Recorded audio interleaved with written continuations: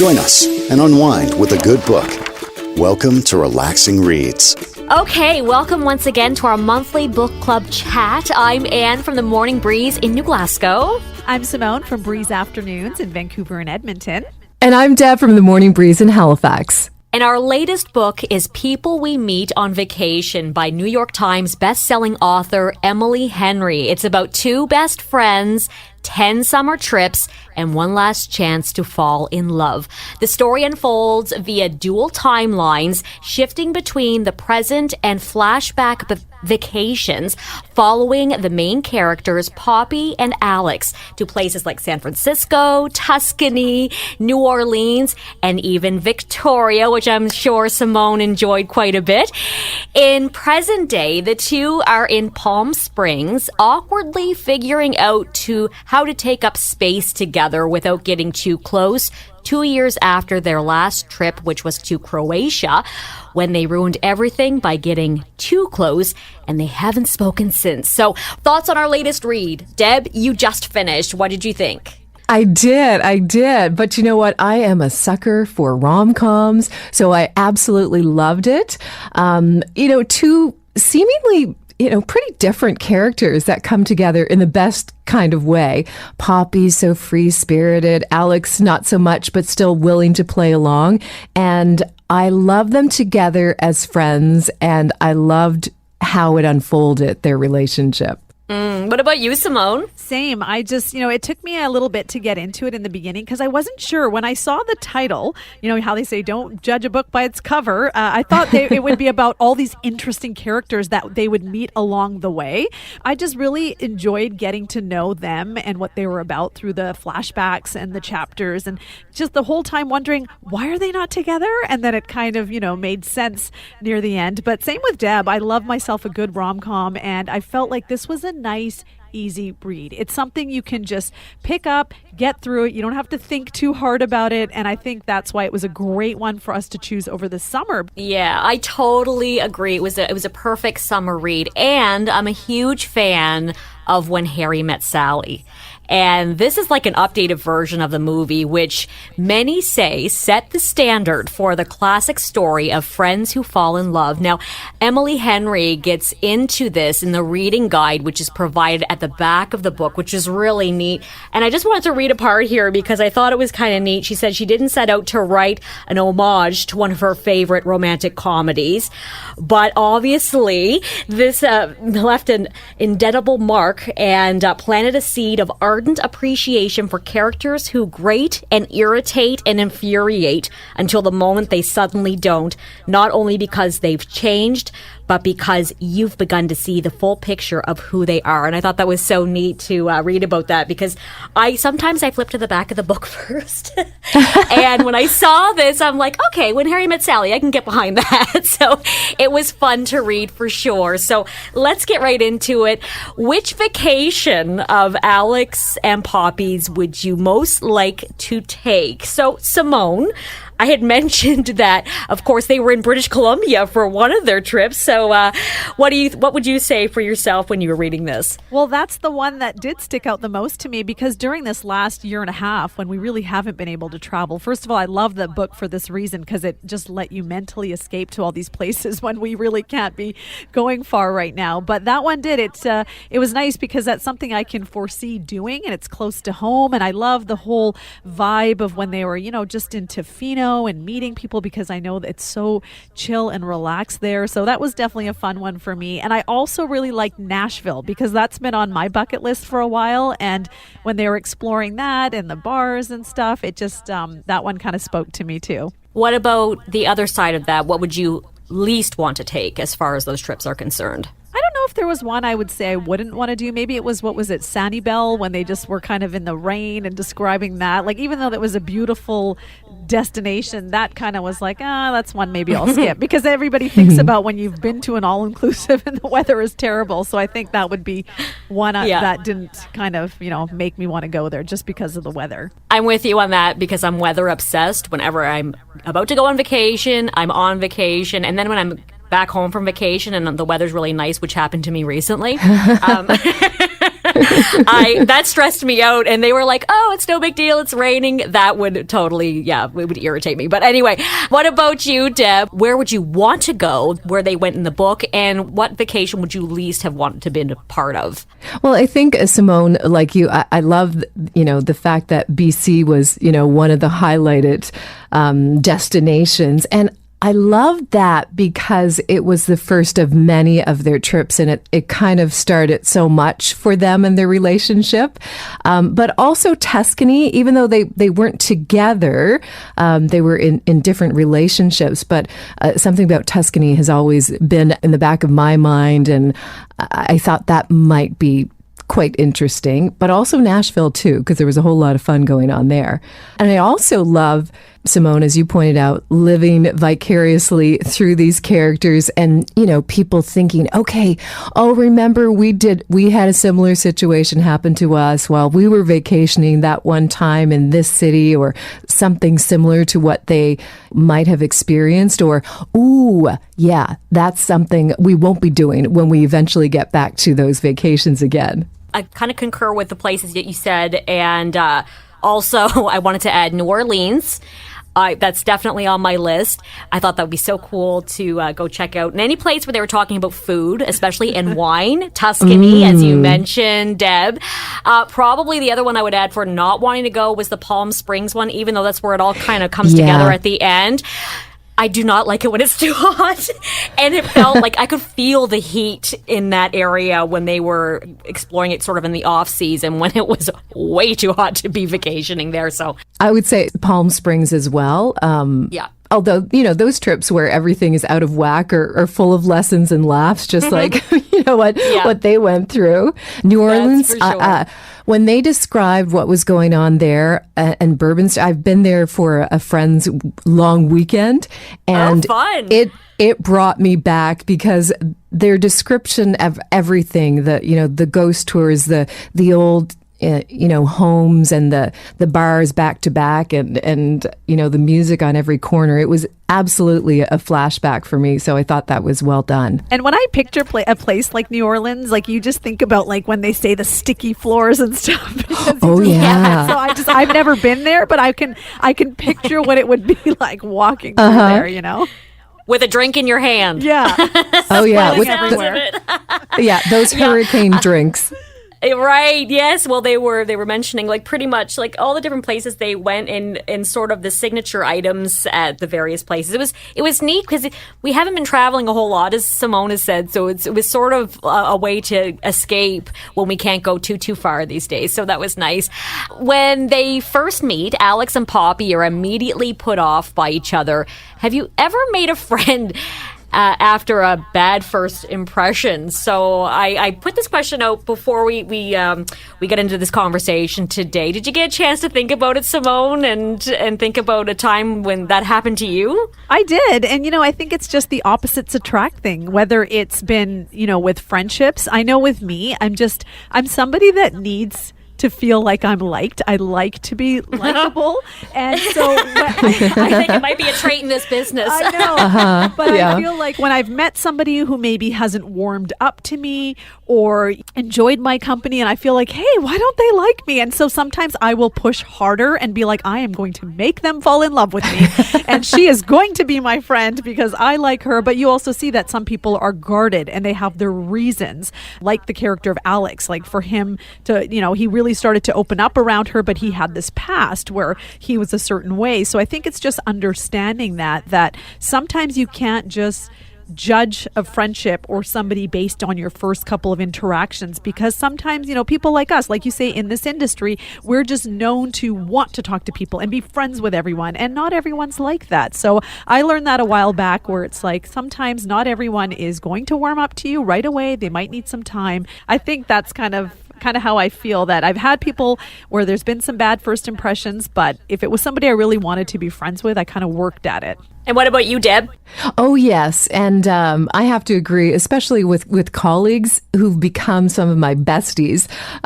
People who, this one particular friend stands out.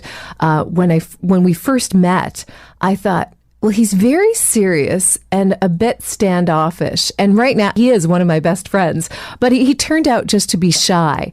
And even though a lot of us in this business, can appear to be like, very outgoing. Oh, they've got to be the extroverts. They're socializing. They're on top of everything, and they've got their hands in everything. But there's a little bit of us that, or maybe a little part of us, maybe more than that has more of the introvert on most days. So it takes a bit of time. And with him, with both of us, I guess, there was a little bit of that shyness from the beginning. And we didn't really know, okay, is this going to work? Like, will we be able to work together? And we found out that we've got more in common than we thought would ever happen.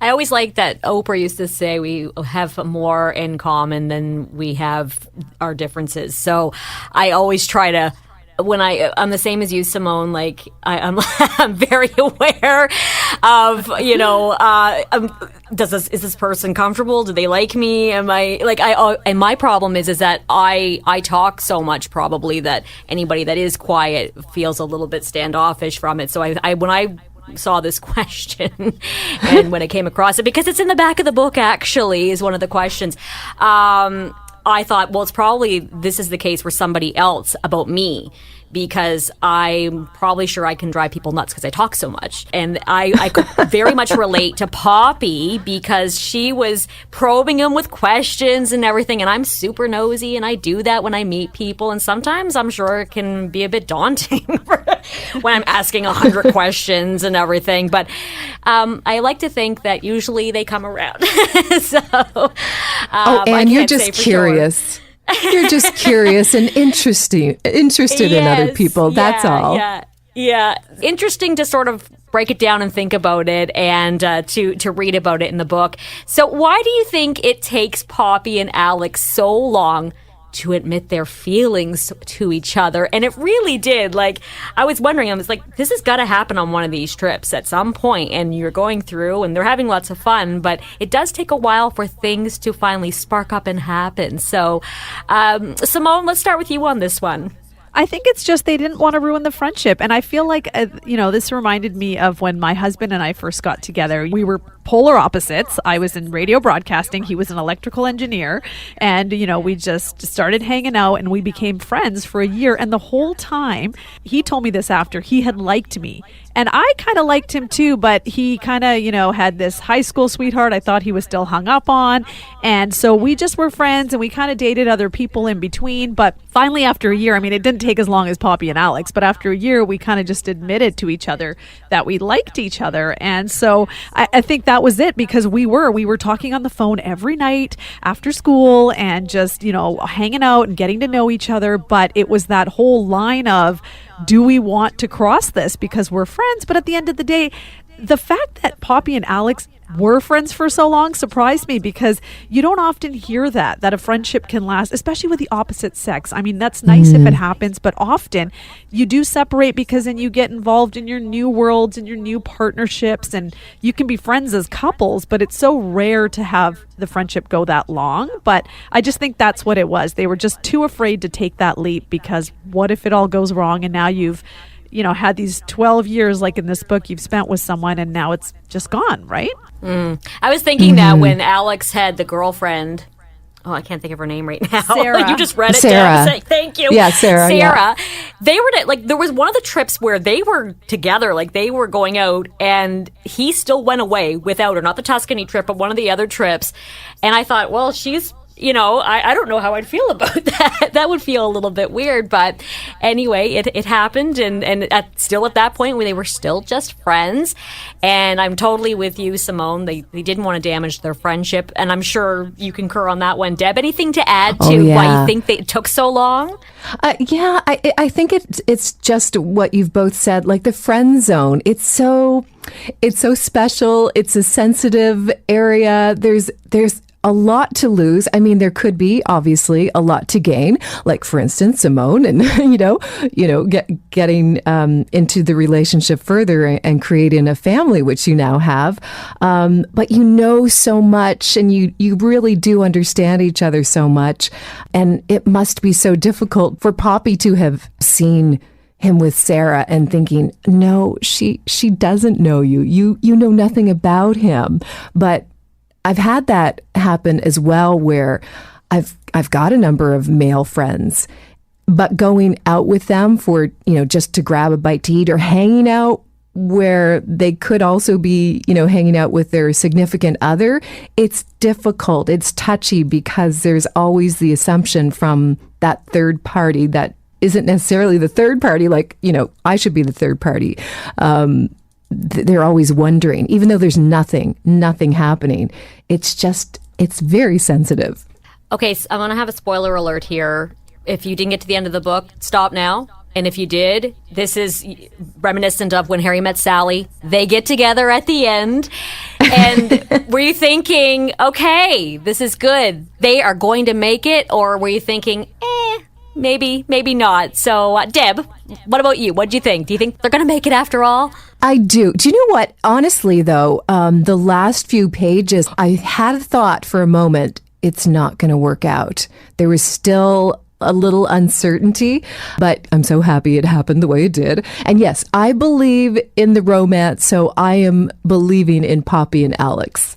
Simone? I think so too. I think, they built such a great foundation being friends. They know so much about each other. They know what their struggles are, whether that's location and how they want to do life. But at the end of the day, Poppy's always been, the one who's always been traveling, wanted to leave her hometown. But she says, wherever he is, that will be my favorite place. So I think they'll end up together. They'll work together at where that home is going to be for both of them. And just because they have that deep-rooted friendship, they'll be able to kind of work through any issues that come their way. The only thing is, did she not have the coolest job ever? Like, I can't believe she gave it up. I'm like, oh my goodness. What a dream job. So she was paid to travel all over the world and write about it. And I would think that was one of the coolest jobs. So it just goes to show you, like, how much Poppy loved Alex. And as you said, Simone, wherever he was home. So it didn't matter where it was. And she was going to be happy with him. But man, that was a cool job to give up. I was like, oh, wow. Although, you know what? Maybe there will be a follow-up. That would be wonderful. And post-pandemic, he could be teaching through Zoom or through Teams. That's right. Yes. So she could still do her traveling. Maybe they can work it out that way. Yeah, for sure. So I guess to end with, what's something you do on vacation that you're unlikely to do in your daily life? Simone? I feel more free when I'm on vacation. If I go out here and say you want to go dancing or you want to go out, I always feel like you're going to run into somebody and maybe you're a little bit still kind of stiff. But I feel like when you're on vacation, you're just in a good headspace because you're relaxed and you're just more maybe chattier than usual, making friends and vacation friends. So I just feel like you're in a different space and nobody knows you. Nobody knows your backstory or, us in the media, we obviously behave a certain way. And I feel like, not that I'm going to do anything crazy on vacation, but you just kind of feel like you're not being judged for your profession or being a mom. You're just kind of getting to just be you and let loose and have fun. So I really like that part of vacation. What about you, Deb? Yeah, 100% agree. Let loose, be more outgoing, more adventurous, willing to try something new. And for me, I found that, in particular, I traveled a number of years ago to New Zealand, and I felt like I was more open to telling strangers things that I might not necessarily tell some of my closest friends or family members, especially while I was flying. I'm like, I don't know why I'm doing this, but I feel like I'm in a safe space with this person who I've just met, but I'm spending 13 hours in the air with you, so why not just throw it all out there? Yeah, exactly. I like that. Yeah, I agree with everything. But you've done a lot of traveling, Deb. I've done a little, yeah. Yeah, good for you. Good for you. The only thing I would add to that, and it's just because I literally just got back from vacation not too long ago. Whenever I go on vacation, I take a lot more time to read and play games. I know it sounds silly, but it's something I did play lots of board games and card games. And yes, when we meet people on the beach or wherever we happen to be, we're much more likely to say, hey, where are you from?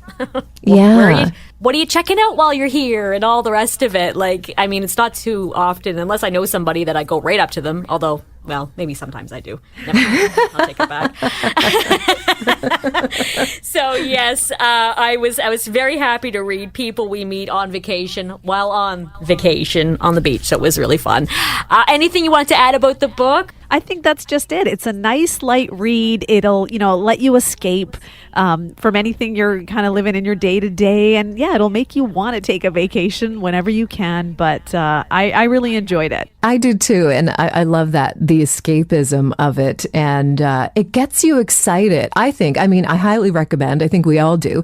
But it gets you excited to think about what's coming, what could be on the horizon for many people as we, start to see more things that are familiar and somewhat normal in our communities and in our regions again. That's right. It felt hopeful. And at the end of the book, in the background to the book and the reader's guide, she does talk about, a time of COVID and writing about traveling and how a lot of it we've taken for granted over the years when we used to go here and there and jump on an airplane and go somewhere. Of course, we can't. We do have more freedom these days with restrictions being lifted. But at the same time, it's going to be different for traveling. So to just see them be so free, carefree, and going to all these great destinations, it was really fun to read and just sort of leave the world for a moment. So it was great. Keep dreaming about those things. Yes. I want to thank you both, Anne and Deb, for our chat today, and thank you again for listening. Thank you for kicking back and relaxing with us. We hope you'll join us again on Relaxing Reads.